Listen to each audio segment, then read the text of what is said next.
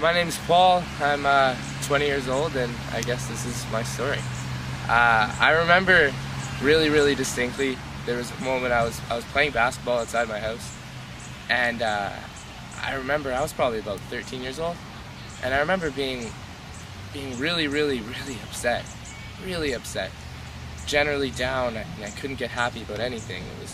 It was really odd because I mean life's not perfect and everything, and that's obvious, but I didn't have anything real to point at for why I was feeling the way I was. I didn't have an answer. There was nothing I could grasp and be concrete as a solution to the way I was feeling. And this went on in periods up and down for years, and I was just so confused. I was so confused, and I wanted to talk to someone about it. I wanted to ask someone about it. Because, I mean, if I didn't have the answer, I mean, someone else made me have the answer. But the only thing that scared me more than the way I was feeling was telling someone else. And whether it's my parents, my best friend in the world, my sister, it was the most frightening thing I could ever imagine. I didn't want to be looked at like I was crazy. I felt like I was going a bit crazy because I didn't have a reason to feel the way I was feeling, I thought at the time. And so for about 3 years I didn't tell anyone. I just tried to deal with it myself, tried to cope with it myself, and it got to a point where I was heading off to university.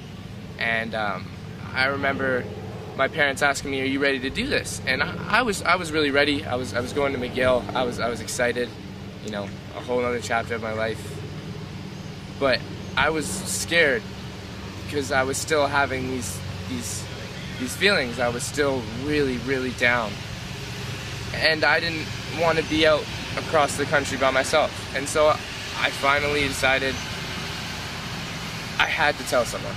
I had to say something. I couldn't leave without telling my parents, who were the people who were talking to me at the moment. I just decided that split second, you know what? Someone needs to know. And so I talked to them about the way I've been feeling. I talked to them about the way I've been feeling for years. And it was incredible, the weight that felt like lifted off my shoulders. I mean, it's one of those things, like you build it up as the scariest moment that could ever happen to you.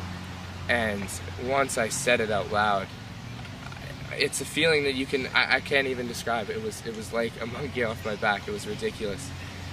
And it wasn't even their response. It was just the fact that someone else knew, that I wasn't alone in my head talking to myself and calling myself crazy all the time. Someone else knew. So we thought we'd go along, and I'd still go to McGill, and I'd still go to university because it felt like the right thing to do. And I wanted to do it. And then it all went well, and I had, unfortunately, another one of my mood swings that lasted a few months, and then it started getting worse and a little bit worse. And it got to the point where I thought, you know what, it's probably not the best thing for me to be in, safe for me to be out here by myself. I should really go back and take the time that I need to get better and figure this out.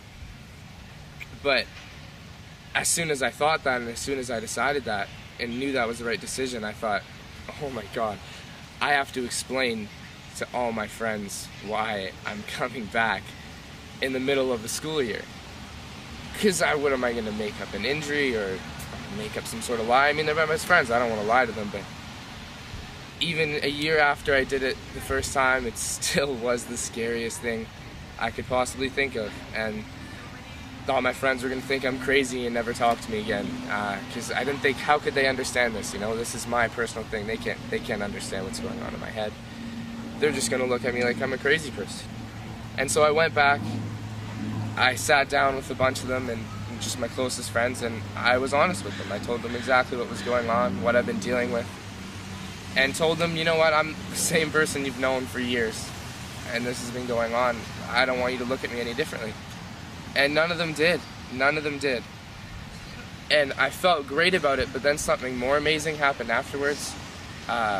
which to this day still I look back on it as one of the best decisions ever to tell them, because for the next couple months or so, I had almost every single one of my close friends I went and explained my story to come up to me and tell something personal that they were dealing with.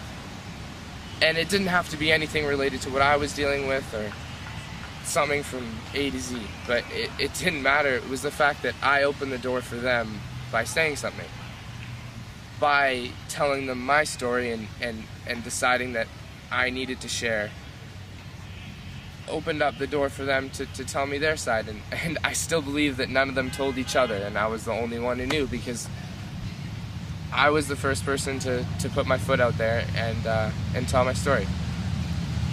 And so, in retrospect, it's hard to believe I waited so long to tell anybody. I'm still dealing with what I'm dealing with, and it's a battle, and I feel so much more confident and comfortable with where I am, because I don't feel like I'm at it alone, or I don't feel like I'm crazy, or I don't feel like I'm the only person in the world feeling this way.